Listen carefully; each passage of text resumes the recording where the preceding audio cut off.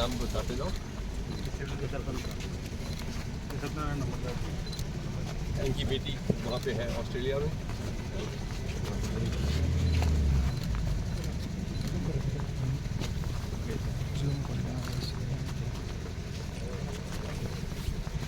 गरीब से फौजी है गुड़गांव यहाँ पे गुंडोला में। फौजियों का काम है ये। 50 के करीब ऑफिसर्स हैं। इन्होंने काफ़ी ऑर्गेनाइज किया इन्होंने यहाँ का पूरा बंदोबस्त। ये मेरे ब्रदर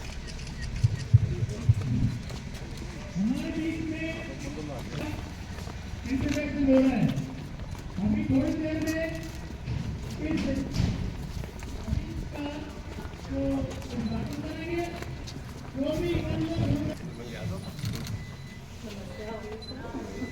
अरे तो कुछ टीचर हैं who are joined over।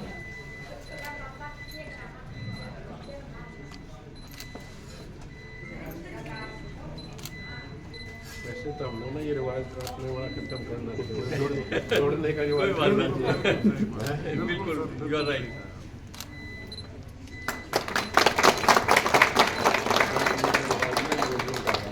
हमारा काम तो इसको मॉडिफाई करेंगे। हमने भी जोड़ दी है।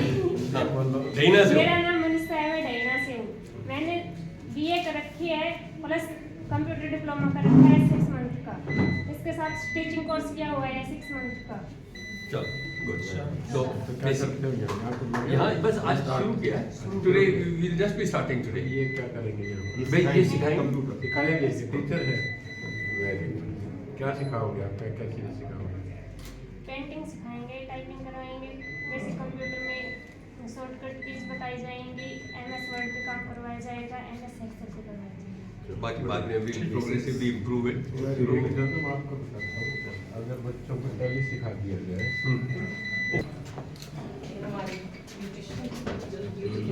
मेरा नाम मनीषा है। अब उनसे क्या सिखाओगे बच्चों को? हाँ सिखाओ। क्या फायदा होगा उनको? सर उनका फायदा होगा मेकअप में। मेकअप में फायदा होगा मेकअप करेंगे। और पैसे में सभी कमा लेंगे वो। हाँ कहाँ पार्लर खोल सकती हैं? हाँ ब्यूटी पार्लर खोल सकते हैं। कितने पैसे में खुल जाता है ब्यूटी पार्लर? ऐसे तो सर खुल जाएगा 1-1.5 लाख रुपए से। 50-60 हज़ार में खुल जाता है। Yes, one will be able to start. That is what we got. All this equipment that we brought from Gurgaon only, all these things will be set up and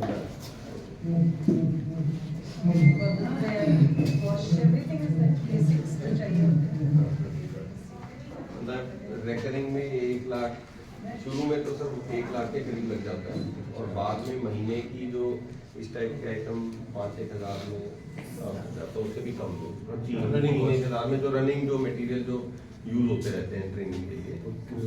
नहीं, अगर ये अपना इंडिपेंडेंट पार्लर खोले कहीं गाँव में तो 1 लाख में हो जाए।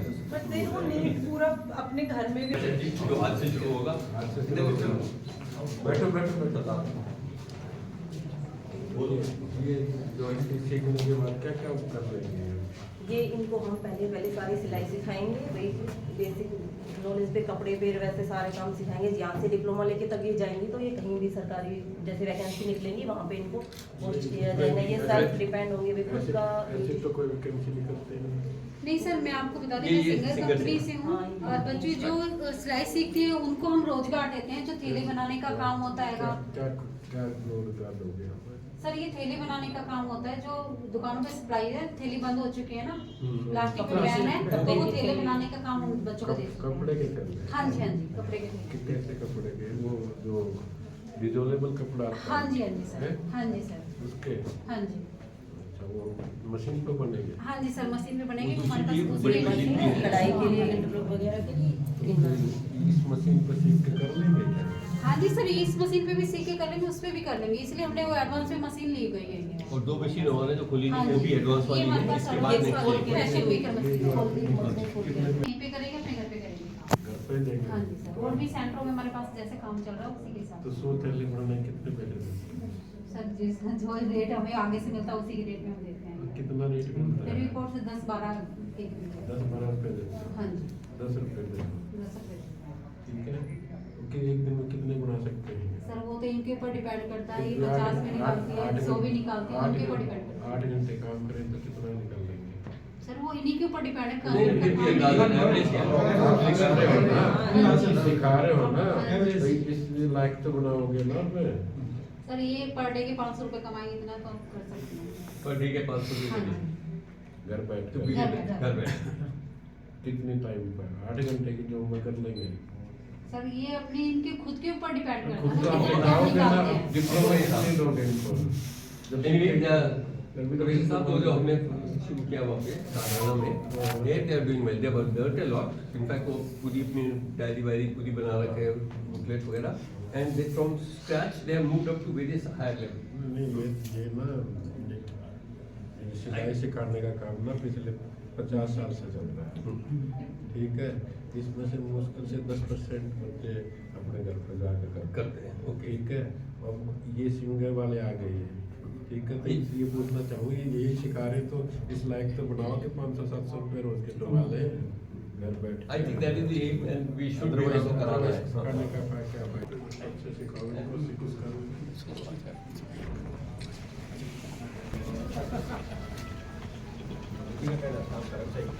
मेरे स्कूल के बच्चे भी आए हुए हैं, दे लुक फॉरवर्ड टू। तहे दिल से धन्यवाद करते हैं, शुक्रिया करते हैं। हमारे बीच में कर्नल प्रताप सिंह, ब्रिगेडियर साहब, कर्नल अमन, सरपंच साहब, इलाके से आए हुए सभी मौजूदान हमारे बीच में पहुंचे, डीओ साहब हमारे बीच में पहुंच चुके हैं और इसका वीडीएस का इनोग्रेशन ब्रिगेड कमिश्नर साहब ने कर दिया।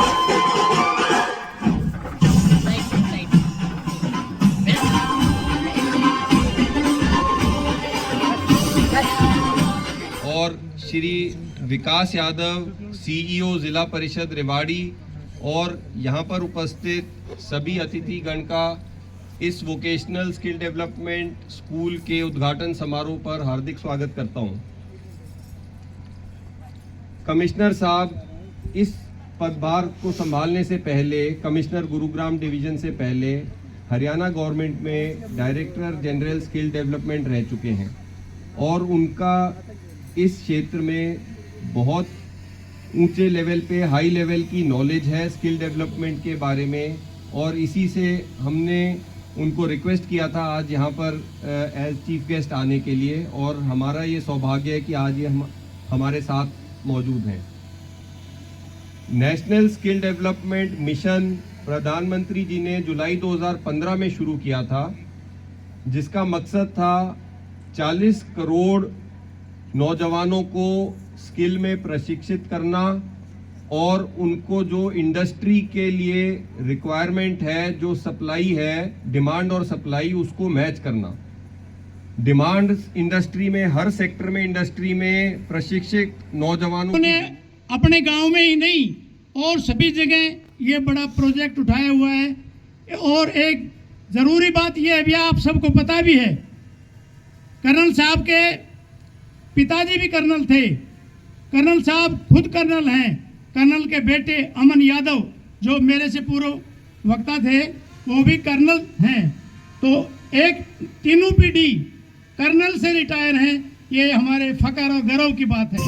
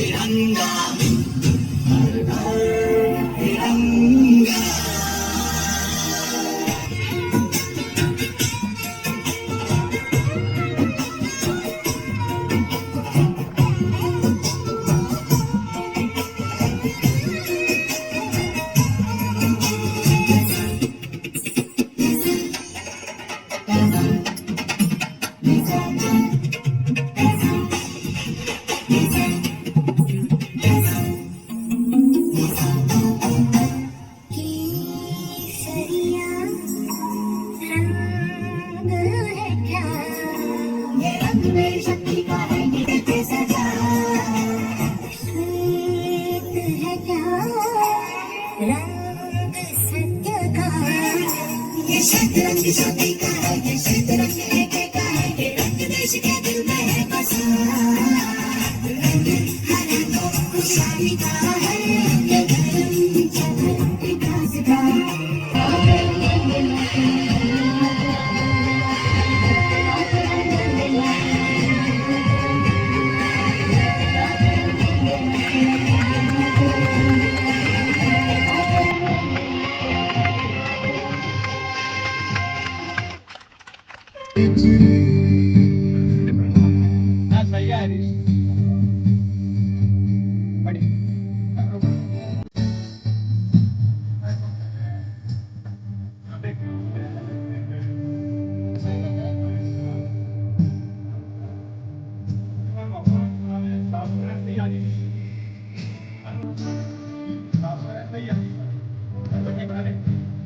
एरिया के हमारी एकेडमी के थ्रू फौज में आज ट्रेनिंग कर रहे हैं और कुछ अफसर बन गए हैं। अभी कोई 4-5 महीने पहले धवाना गांव का भी एक लड़का मेरे पास आया था और वो भी अब IMA में ट्रेनिंग कर रहा है। अभी फौज के अंदर थोड़ा सा बदलाव हुआ है जवानों की भर्ती का। ये नई स्कीम का नाम है अग्निपथ, और जो लोग इसके अंदर भर्ती होंगे इसकी स्कीम के तहत वो कहलाएंगे अग्निवीर। अग्निवीर के बारे में इसके सिलेक्शन के बारे में बहुत कम लोगों को पता है कि इसके अंदर कैसे भर्ती होती है। मैं आपको संक्षेप में आज बताऊंगा। अगर कोई अग्निवीर बनना चाहता है तो पहले का जो प्रोसीजर था उसमें पहले फिजिकल होता था, उसके बाद मेडिकल होता था और एक छोटा सा रिटन टेस्ट होता था। अभी ये प्रोसीजर बदली हो गया है और पहले ऑल इंडिया बेसिस के ऊपर एक रिटन टेस्ट होगा।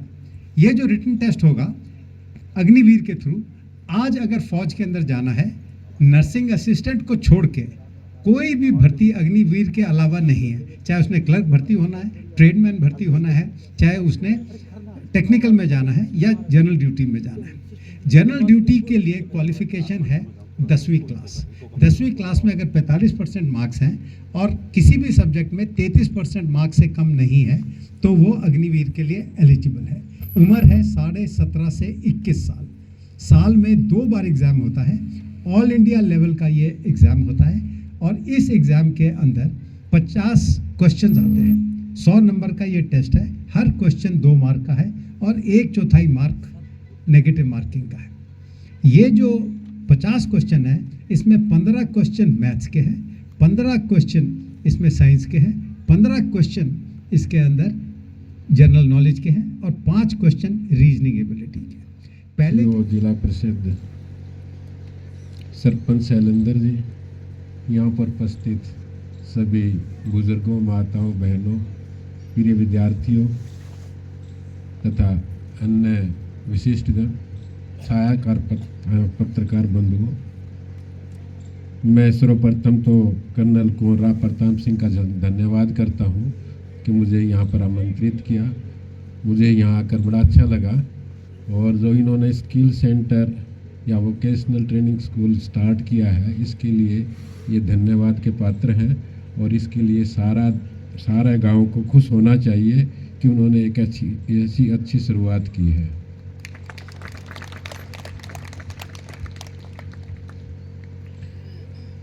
परिवर्तन धीरे धीरे आता है, एकदम नहीं आता। पहला नियम ये है। दूसरा नियम ये है, हर परिवर्तन का विरोध होता है, क्योंकि व्यक्ति पहले के कार्य के अंदर बड़ा सुविधाजनक होता है, फिर सुविधा को तोड़ना दुखदाई होता है। तो इसलिए परिवर्तन का हमेशा ही विरोध होता है। स्किल या कुशलता बहुत ज़रूरी है। पहले कुशलता जो है, जब आप एक परिवार में पैदा होते थे, उस परिवार का जो भी कार्य धंधा था उससे आप प्राप्त कर लेते थे। लेकिन अब आवश्यकता है कि हमें ऐसे सेंटर्स या केंद्र खोलने चाहिए जहां पर आप स्किल या कुशलता सीख सकें। सारी दुनिया के अंदर पहले वाली स्थिति नहीं रही है। पूरी दुनिया में 2 देश ऐसे हैं जहां आदमियों की कोई कमी नहीं है। हर देश की अपनी विशेषता होती है। ये भारत और चीन की विशेषता यह है कि आदमी बहुत होते हैं यहाँ पर। और पैदा भी बहुत होते हैं। और दूसरे देशों की विशेषता यह है कि आदमी नहीं है, वहाँ पर आदमियों की आवश्यकता है, कार्य करने वालों की आवश्यकता है। लेकिन कैसे आदमियों की आवश्यकता है? ऐसे आदमियों की आवश्यकता है जिसमें कोई गुण हो, कोई कौशल हो। अगर किसी के पास कौशल है तो उसे रोजगार की कमी नहीं है। ये पूरी दुनिया बड़ा छोटी हो गई है। पहले जैसे कि कर्नल साहब बता रहे थे, रिवाड़ी से मंदोला आने के लिए भी पैदल चलना पड़ता था। उससे पहले जो है हमारे बुजुर्ग बताते हैं कि एक बार जो है अत्यंत प्रसन्नता हो रही है। सबसे पहले मैं हृदय से आज के मुख्य अतिथि महोदय श्री रमेश चंद्र विदान जी का, डिस्ट्रिक्ट कमिश्नर गुरुग्राम डिवीजन का आभार व्यक्त करती हूँ, जिन्होंने यहाँ उपस्थित होकर हमारा मार्गदर्शन किया। यहाँ उपस्थित सभी महानुभावों का और माननीय सरपंचों का मैं धन्यवाद करती हूँ। यहाँ आए शिक्षकों का, छात्रों का भी मेरा आभार है और मैं आशा करती हूँ कि आप सभी के समर्थन और सहयोग से VSDC मंदोला सभी को आत्मनिर्भर बनाने के लिए अहम भूमिका निभाएगा। एक बार फिर से धन्यवाद। नमस्कार। दिन ही सरेंडर किया था हिंदुस्तानी फौज के सामने।